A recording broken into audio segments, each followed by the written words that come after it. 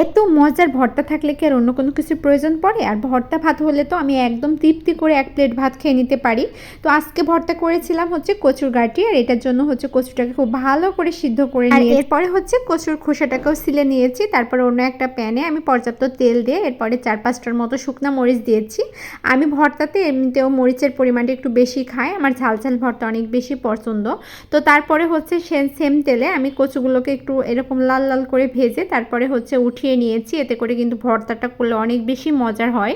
তারপরে হচ্ছে আমি শুকনো মরিচটাকে একদম দিয়ে সামান্য লবণ দিয়ে তারপরে শুকনো মরিচটাকে খুব ভালো মতো ডলে কাঁচা পেঁয়াজ দিয়ে সরিষার তেল দিয়েছি একটু বেশি করে। এরপরে হচ্ছে কচুগুলোকে দিয়ে খুব সুন্দর মতো মাখিয়ে এবার ভর্তাটা করব। একবার হলে এই ভর্তাটা এভাবে করে দেখবেন, এত পরিমাণে মজা খেতে। এমনিতেই তো আমার ভর্তা অনেক বেশি পছন্দ, আমি একটা ভর্তা লাভার বলতে গেলে চলে। আমার যে কোনো ভর্তাই কিন্তু হলে একদম আর অন্য কোনো কিচ্ছু চাই না। তো এই ভর্তাটা অনেক বেশি মজার। তো আমি এডিট করতে গিয়ে তো আমার আবার জিভে জল চলে আসছে, ইচ্ছা করছে আবার এই ভর্তাটা করে খাই। তো আমি অলরেডি আর অন্য কোনো প্লেট নিইনি, সেম বসে গিয়েছি এটাতেই খেতে, এত বেশি মজা ছিল ভর্তাটা।